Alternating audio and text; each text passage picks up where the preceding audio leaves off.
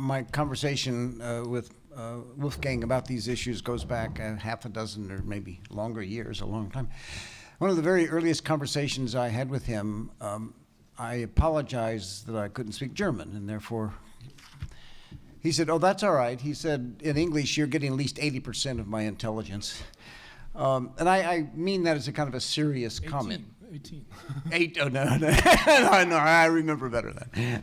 But anyway, it was a very revealing and important thing for Wolfgang to say, and I only mention it because as you digest the complexity and so forth of what he's just put forward, don't forget, you're not really getting it. You're only getting up to a certain level. And that's one of the kind of serious issues that face us in the kind of international global community, because we're forcing everyone into the English language, and that does have consequences for exchange of fundamental ideas and so forth. We all know that, but at least in this case, it's worth noting. I'm aware that it's obviously been a long day. It doesn't bother me a bit. I've got a lot of energy yet to go. I hope some of you do. So I don't want to close this down without the opportunity for some conversation with the panelist. So the floor is open for anyone who wants, and don't forget, you've still got what Joshua said, which was a kind of a complicated version in your own setting of what Wolfgang said about how in the world you could create an accountability system which actually didn't destroy and corrupt and undermine, but advance your goals in science. And certainly don't forget what Jerry put on the table with respect to the kind of the way in which internally our own disciplines, our own scientific enterprises can move to a state which we've got to kind of reimagine how the role they're going to play. And that's quite separate from all the external forces that push on us and so forth and so on. So anyway, the floor is open. Dan. Jerry, like you, some of my best friends are physicists. But I want to, not just for the sake of a corrective, but also for the sake of trying to advance a discussion, to say that not everything you said was right. And I think you would say the same thing if I advanced erroneous claims about physics, and you would be right to do so. So please, with all due respect, accept what I'm about to say in that spirit. Yeah, sorry. So first, it's not the case that the Galilean quantitative experimental method dominated the science, did dominate the sciences for a long time. There are many areas of science which are fundamentally important that did not conform to that model. I said physics. I didn't say science. Oh, I thought you meant science, because if you physics. take evolutionary geology or biology or so on, that doesn't fit I at was all. specifically Oh, you were talking specific to about physics. and I Right. had that in the Okay, then objection withdrawn. I would say, though, that we need to recognize that there are intellectually pluralist ways of trying to get at understanding of nature, and they don't all conform to the physicist model. So that's number one. Number two, I spent a half an hour this morning trying to say that there was enormous federal support of science in the United States, certainly in the 19th century. The Second World War was a major turning point, of course, but it wasn't without precedent. And the key point here is that what we need to understand in order to understand the production of knowledge in a sound way is the pluralist nature of why people provide patronage for the development of knowledge, and the pluralist nature of the institutions that do it, and the multiplicity of sources for knowledge production and of outcomes. And I think that if we keep all of that in mind, it will help us better to understand the contemporary state of knowledge production and as well as the future of it. For example, we haven't spoken at all today about philanthropy, which would be a major source of patronage in the development of science, certainly before the Second World War in this country, not so much in Europe, I think. And we haven't spoken at all about industry, which has been a major source of patronage and dynamism as well. We have touched on that insofar as industry and commerce have affected the university, the academy. But industry has its own internal dynamic for the production of knowledge, which has produced often enormously fruitful results in science itself, even basic science, as well as in technologies. Now, your brief was not about that. I'm just using you as a springboard here to say that we ought to bear all of these things in mind. Dan, I'd love to disagree with you because it'll be entertaining to everyone. But I'm afraid I agree with both points wholeheartedly. The title of my talk was On the Future of Scholarly Knowledge in Physical Science. I was talking physics. Okay, and so my remarks were all together about physics. And I said that this model, which was widely imitated in other fields, for better or for worse, is beginning to show some creaks within its own. But I was only talking about physics. On the second of diversity of support, you must not have been in the room when I spoke earlier and said that I would hope that the social sciences and the humanities can follow the model of the physical sciences of looking for diverse support, as you had described in your talk earlier today. I was only responding to your point that there was no significant federal support before World War II. That's Yeah. just not right. And you don't have to go to just the astronomy and map it. The history of agriculture in the United States would be entirely different without the USDA. No, I completely agree. Right. But the bulk of it, but the ratio changed considerably after World War. Oh, yeah, there's a dramatic inflection point in Yeah, World War II. that was all I was saying. Right. Please, this gentleman was asking. And please introduce yourself. My name is Andre Jadi. I'm from Florida State, visiting here. And two quick questions to Professor Ostriker. Can similar conditions to the anthropic principle exist first in any of the Saturn moons and then in any of the exoplanets? Is there any evidence for that? Second question, are there any other forms of life that is not proven yet that are not carbon-based? First for simple life, then more complex life. What is the prospect of finding out whether that might be? First, I'd like to plead ignorance, but then I'll give an answer. When I went to graduate school approximately 1 billion years ago, there was this questions like this were answered with the Drake equation, which was how many stars are there in the universe, then the probability that those stars had planets, then the probability that those planets were in habitable systems, and the probability, et cetera, et cetera, et cetera. And you can go through the chain where you multiply together a very large number of numbers, all of which you didn't know at all, and came to some conclusions. That's changed. Now we really know that more than half the stars you see in the sky have planets. So it's a fact. We even know the diversity of the types of planets that they have.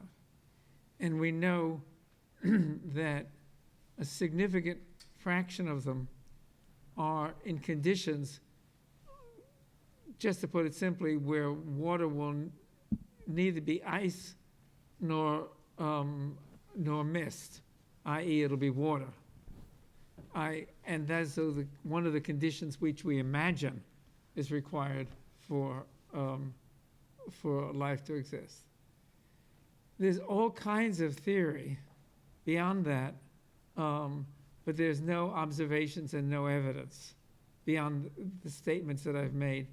I think within the next decade, we will probably know if there are planets which have an atmosphere and a temperature like ours. And if we find any which have oxygen on them, may not be necessary for life, but it would be a strong indication of life, because plants produce oxygen, and oxygen reacts very rapidly with many rocks to make carbonates, silicates, etc. So it would be strong evidence for life. So I think there's a reasonable chance that we might be able to find planets which have the possibility of life within a decade. That's about as far as I could go. Now, whether there is non-carbon-based life, there's endless speculation on that, but I don't think I could answer it plausibly.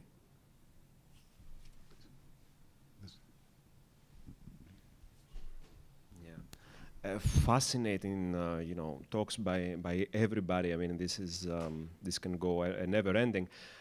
Several, bullet points, if I may.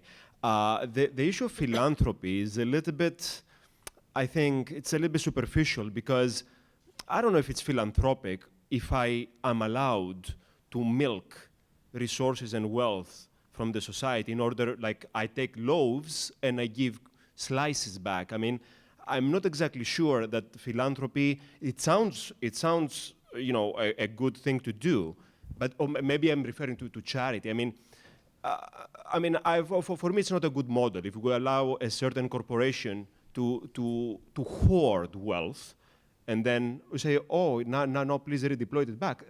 The model of robbing, let's say, the commons, either be natural resources or the intellectual commons, which now becomes a much, much, much bigger component of our wealth,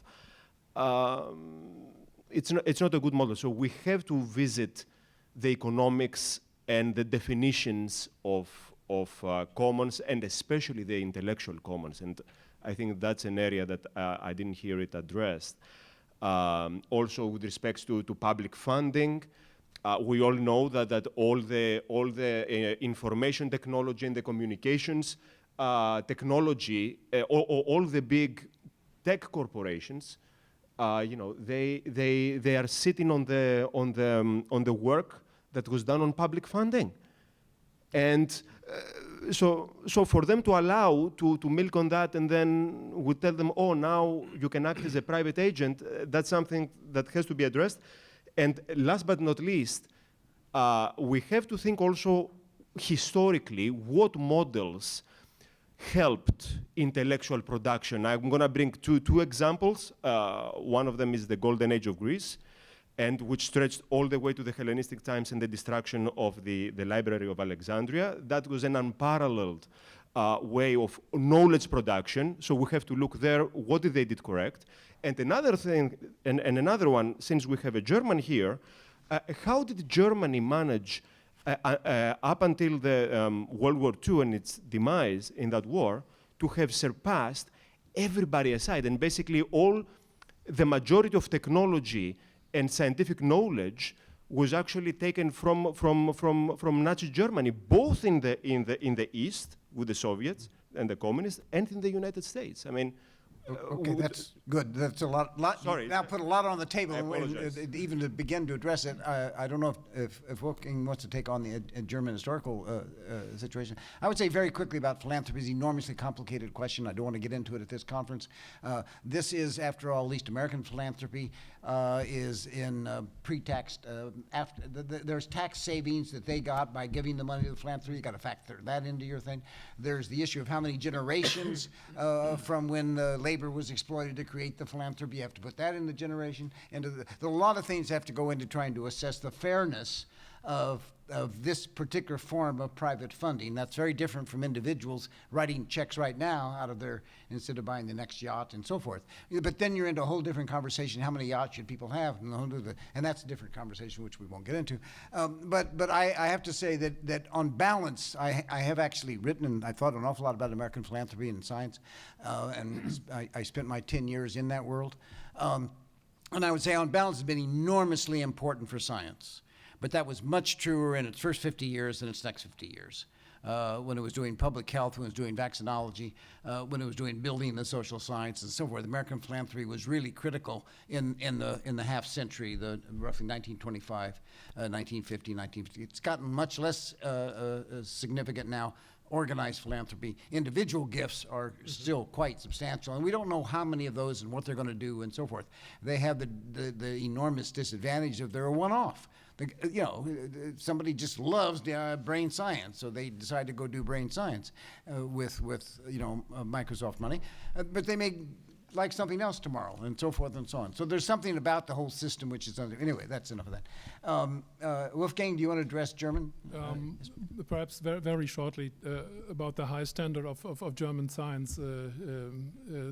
I think there are 2 points. The one is the reform of the universities in the late 19th century was after 1870, and the Humboldtian reform, in a way, was after 1870. What I have quoted from 1809 was not published in 1809. It came out in the end of the century, and we have an Humboldtian reform of the universities at the end of the 19th century, and I think with the beginning of the First World War in 1914, the highest developed university system in the world was that in Germany. Of course, there was a decline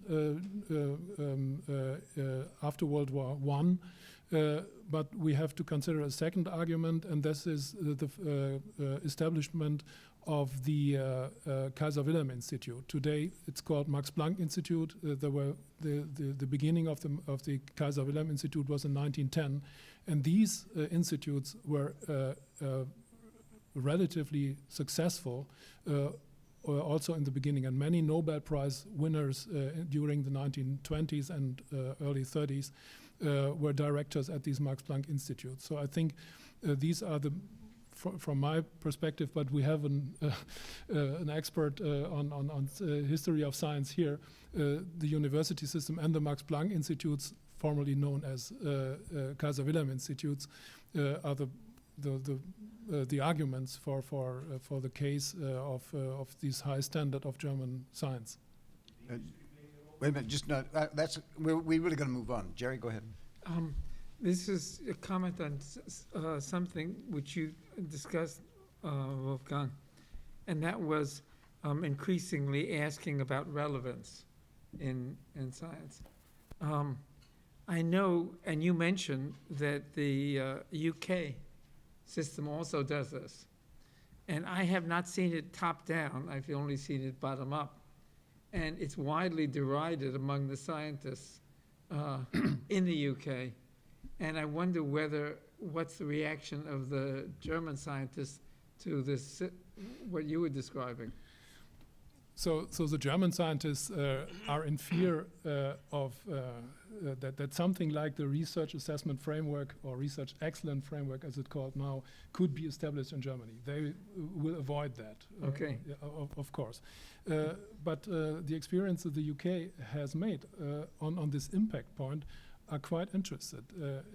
If you discuss it, for example, with Phil Campbell, the editor of Nature, he is very much in favor of a kind of correction that is done by this impact factor against all these internal quality factors we know. And he says there has been a correction, and it's significantly that some part of the money, 20%, is dedicated along this impact factor, reached universities that would have not have this portion if it was only going along with these quality assessments. So I think Germany will not adopt to that.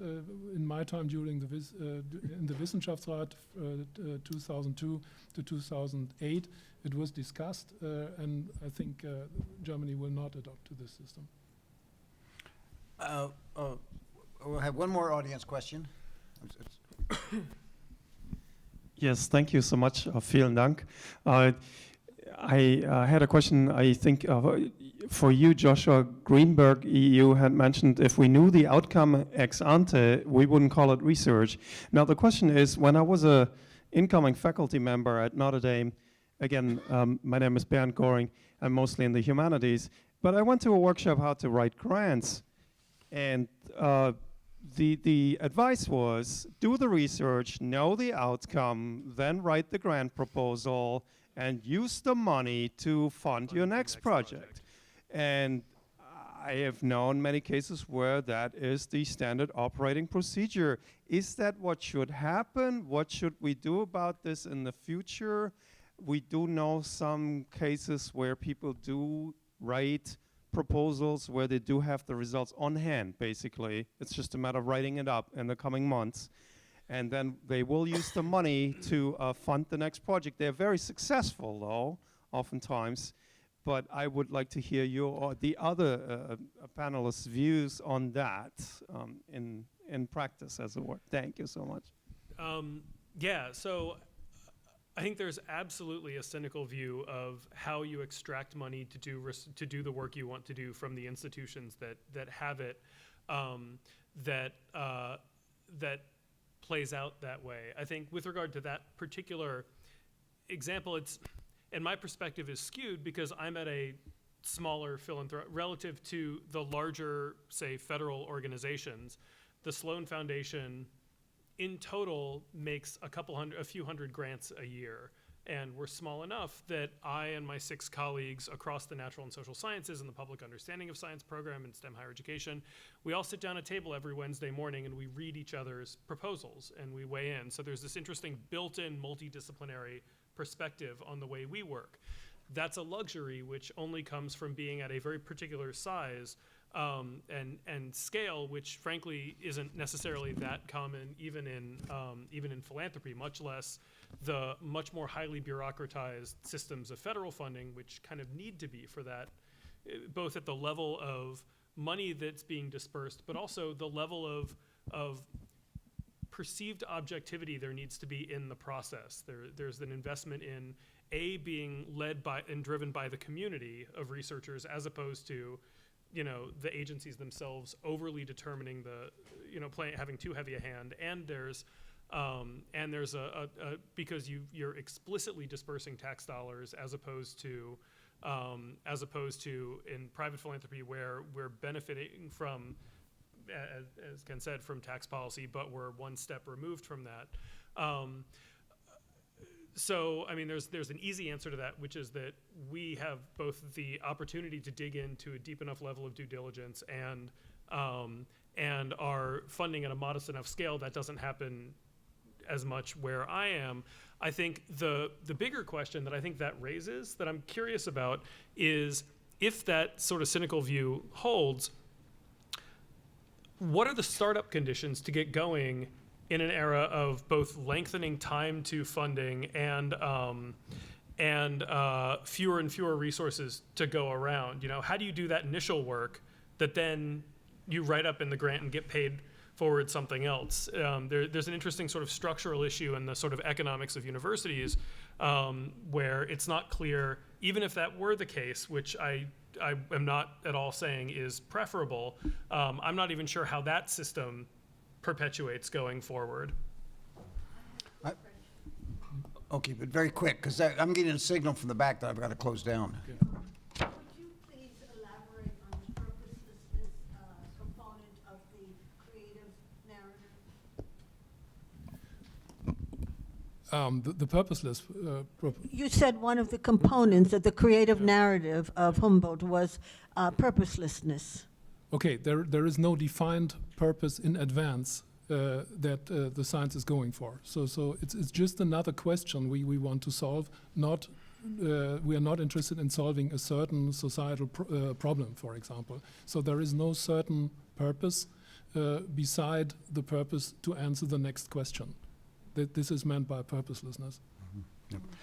Yep. I just will close this conference with my own thanks and those sorts of things, but I just want to say, because I just so deeply believe it, I do think some kind of negotiated accountability is in our future, and the terms of it have yet to been worked out.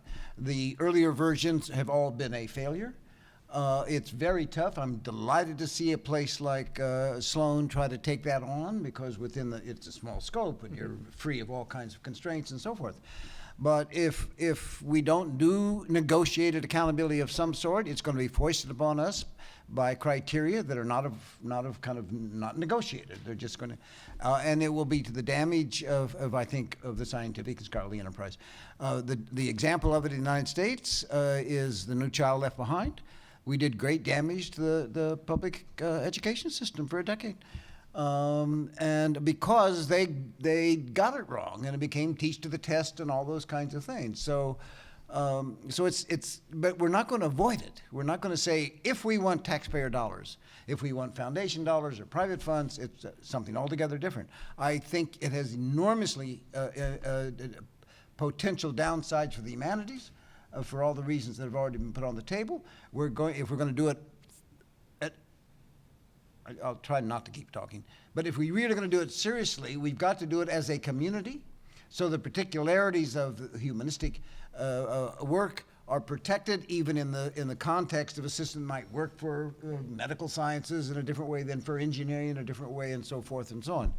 But anyway, that's enough. Thank you very much.